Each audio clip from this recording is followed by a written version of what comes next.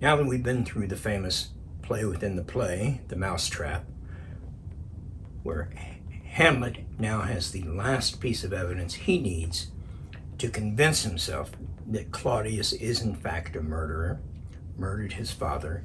But not only that, Claudius, in his anger, in his response to the play, his guilty behavior at the play, has shown that he knows, that Hamlet knows, that Claudius is a villain. So now Claudius can start to put his plan into action. So, what does he do? He goes to the chapel and tries to pray. Hamlet, in his hot pursuit, angry as can be, convinced his father has been murdered by Claudius, follows Claudius, but then he sees him kneeling in prayer. Hamlet, now might I do it, Pat, now is a praying, and now I'll do it, and so goes to heaven. Am I so revenged? That would be scanned. A villain kills my father, and for that I, his sole son, do the same villain send to heaven. What kind of revenge would that be? He's praying. My father was denied last rites. This man is at prayer. I can't kill him now. That would send his soul to heaven. It's a wonderful irony here. Am I then so revenged to take him in the purging of his soul when he is fit and seasoned for his passage? No, up sword. And know thy more horrid hint. Let me catch him when there clearly is no instance of salvation in it. Up sword. Now at a more horrid hint, when he is drunk asleep, or in his rage in the incestuous pleasure of his bed, or in game swearing, or about some act that hath no relish of salvation in it. Then I'll trip him, that his heels may kick in heaven. That's when I'll kill him, when he's gambling, or he's in bed with my mother's incestuous bed. Hey! What's the problem? Sometimes we sleep 3 folk to a bed. Hey, Mama, you okay? Yeah, she okay. But she don't give up much body heat, but she sure come in handy. Or he's drunk. Then I'll kill him, and his heels will be kicking at heaven as he dives into hell, which he deserves. I'll be waiting for you. There's a big flame down here. I hope you bring your big hose. My mother says, thy physic but prolong thy sickly days. Hamlet exits, the king, finishing the wonderful irony. My words fly up, my thoughts remain below. Words without thoughts never to heaven go. I can't pray. Now, Professor, let me postulate. At this time in the play, would it not be wise to point out the significance of the dramatic irony? Whoa. Say what? Cool your jets, woman. What about the dramatic irony? We haven't got to the runway yet. Come on. So, Hamlet enters his mother's chambers where he's been summoned. How now, mother, what's the matter? Queen, Hamlet, thou hast thy father much offended. Wonderful line here. Hamlet, mother, you have my father much offended. Come, you answer with an idle tongue. Oh, go you question with a wicked tongue. Why now, Hamlet? What is the matter now? Queen, have you forgot me? Hamlet, no, by the rood, I swear, by the crucifix, not so. You are the queen, your husband's brother's wife, and, would it were not so, you are my mother. Nay then, I'll set thee those that can speak. Hamlet, come, sit you down, you shall not budge. You go not till I have set up a glass where you may see the inmost part of you. Remember that, it comes back later in this scene. What wilt thou do? What wilt thou murder me? She knows he's agitated, she's afraid. She doesn't know what he's about to do. Remember at this time, Polonius is hiding behind the arras, spying on them, our theme of spying again. Hamlet, of course, when he hears the noise, thinks it must be the king. Who else would be in the queen's private chambers? Soon, Polonius cries, what ho, help, he's afraid the queen is being attacked. What ho, help. Hamlet, how now, a rat dead for a ducat. He runs his sword through the arras, killing Polonius, though he mistakenly takes it for the king. Polonius behind the curtain, tapestry. Oh, I am slain. Queen, oh me, what hast thou done? Hamlet, nay, I know not. Is the king? Queen, oh, what a rash and bloody deed is this. That is Hamlet's only rash and bloody deed in the play. As many as he's promised. She says, oh, what a bloody deed is this? Hamlet, a bloody deed, almost as bad, good mother, as kill a king and marry with his brother. She, as kill a king, I, my lady, 'twas my word. Thou wretched, rash, intruding fool, farewell, I took thee for thy better. Sorry, Polonius, you're a fool. I'm not going to miss you anyway. I thought you were the king. Made a mistake. Sorry, no big deal. Queen, what have I done that thou darest wag thy tongue in such rude noise against me? Hamlet, such an act that blurs the grace and blush of modesty, calls virtue hypocrite, takes off the rose from a fair forehead of an innocent love, and sets a blister there, makes marriage vows as false as Dicer's oath. That's what you have done. Heaven's face doth glow, this is the solidity and compound mass, with tristful visage and against the doom is thought sick at the act. You have offended earth herself because you have committed the primordial act, the primordial sin, or at least complicit in it. Queen, I me, what act that roars so loud and thunders in the index? Hamlet, look here upon this picture and this. Again, we've seen this before. He compares the two kings, his father, King Hamlet, to his uncle, King Claudius. Hyperion to Saber, good versus bad, noble, angelic versus fiendish. We've seen this. But he comes to the point. He says, have you not eyes? How can you not see this? You call it love. You cannot call it love, for at your age the heyday of blood is tame. It is humble and waits upon a judgment. And what judgment would step from this to this? Look, this can't be simple lust. You're too old for that. We both know that. There's something more to this. Again, implying that she's complicit in his father's murder. For madness would not err, nor sense to ecstasy would never so thralled, but it reserved some quantity of choice to serve in such difference. You must be outside yourself, ecstatic to stand outside. You must be, you're the one who's crazy, not me. What devil was that had cozened thee into hoodman and blind, who tricked you into this stupid gambling? Eyes without feeling, feeling without sight. Oh shame, where is thy blush? The Queen, feeling guilty. Oh Hamlet, speak no more. Thou turnest mine eyes into my very soul, and there I see, what does she see? I see such black and grained spots as will not leave their tint. Just like Lady Macbeth, who cannot wash her hands of the blood of her foul murders, so too with Gertrude. Queen, oh speak no more. Those words like daggers enter my ear no more, sweet Hamlet, no more. Enter the ghost.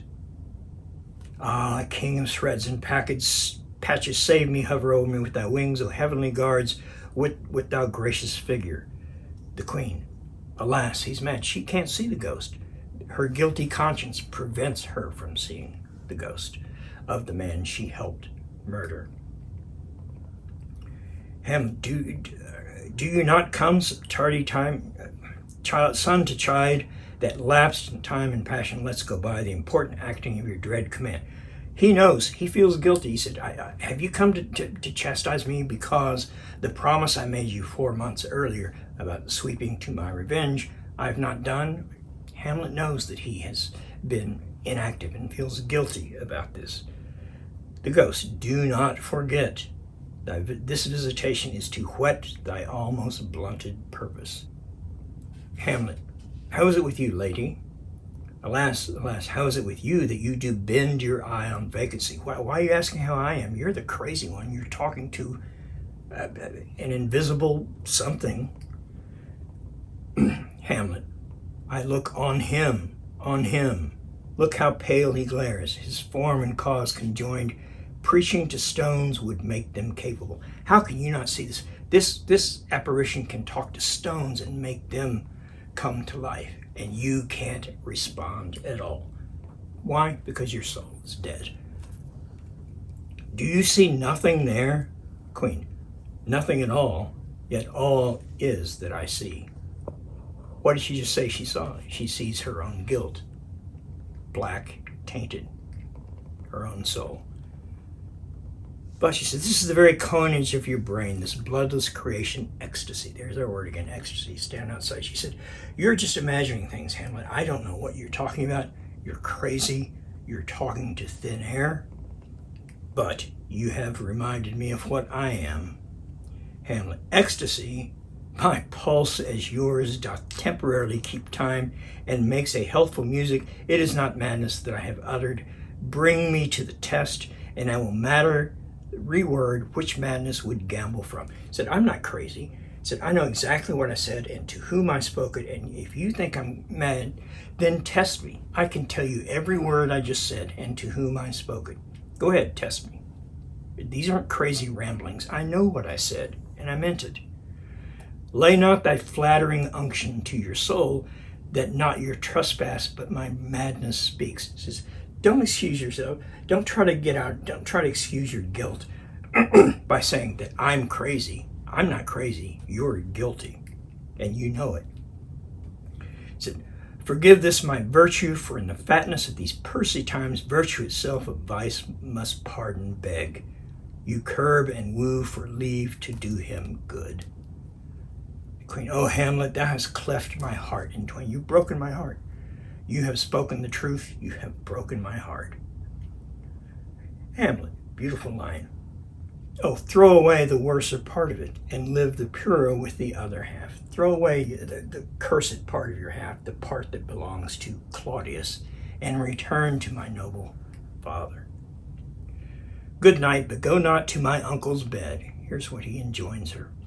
Go not to my uncle's bed. Assume a virtue. Here's our whole thing. Performance again, playing, acting, taking on a role. So assume a virtue, even if you have it not. You can at least pretend to be virtuous. Don't have sex with him. That monster, custom, who all sense doth eat, it habits evil, is angel yet in this, that to the use of actions fair and good he likewise gives a frock and livery that aptly put on. It's okay to deceive if the ultimate end is goodness for the good. So you can pretend to love him, but do not. Once more, Hamlet goes on, once more good night, and when you are desirous to be blessed, I'll blessing beg of you. For this same Lord I do repent, the same Lord meaning Polonius, who he's just killed. For this same Lord I do repent, but heaven hath pleased it so to punish me with this, and this with me, that I must be their scourge and minister. I must be cruel only to be kind. Another famous line.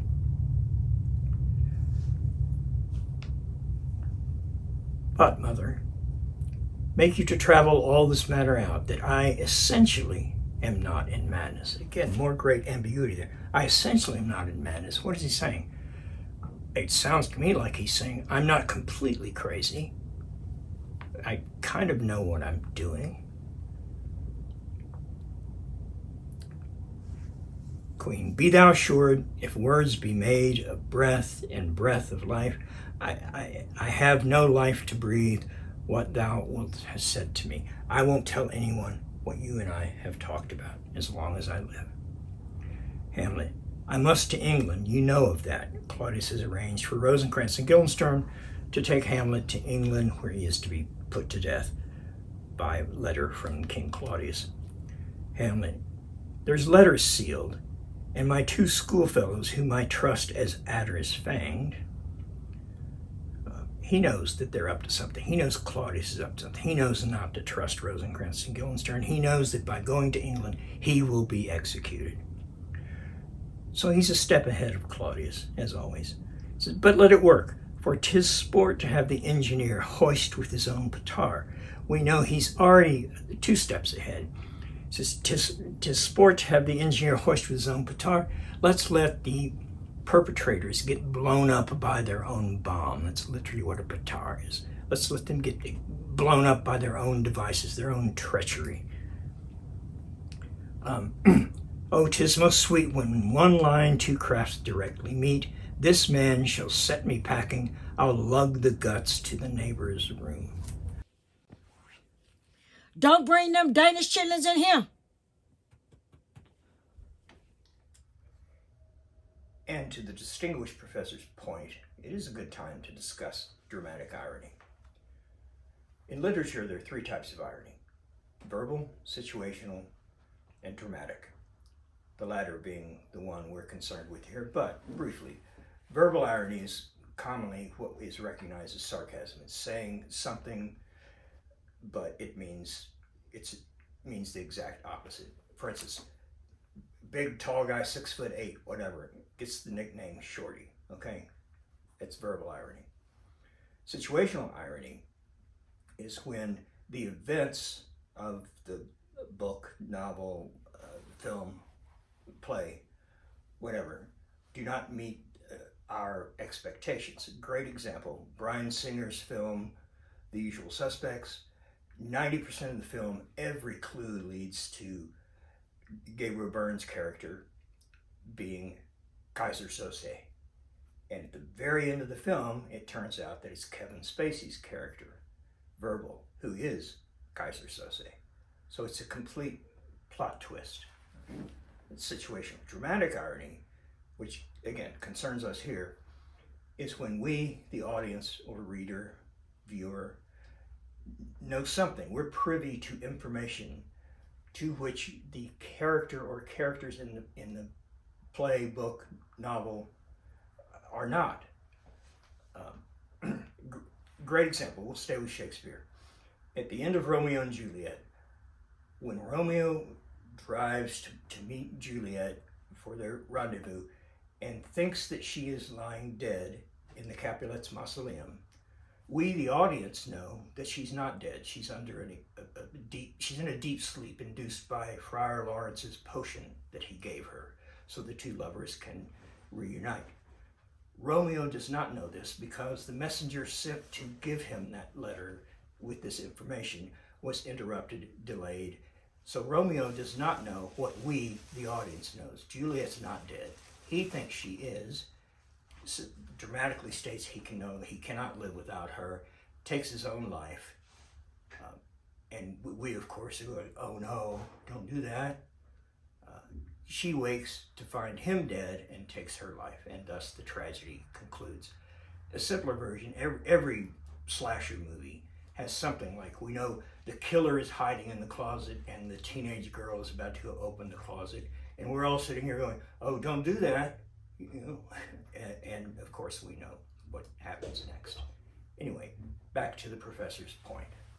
So as this applies to Hamlet, we, the audience, know that Claudius is apparently deep in prayer, but through his own words, we know that he cannot pray. His words fall to earth. They're no good. We know that. We hear that. Hamlet does not. Hamlet, who's hot-blooded, full of rage, and ready to kill. The king is alone in his private chapel. There are no guards around. It's a perfect time for Hamlet to strike, and yet he can't. Why? Because he thinks the king is in sincere prayer, praying for absolution, whatever. And Hamlet hesitates because he thinks, no, if I strike him now, it will send his soul to heaven. Exactly what he did, because he's had absolution. Exactly what he did not allow my father to do. So now is not the time to strike. We know better. Hamlet doesn't. The dramatic irony. If you found this presentation informative and or entertaining, you know we can't do it without you, so please click the subscribe button below.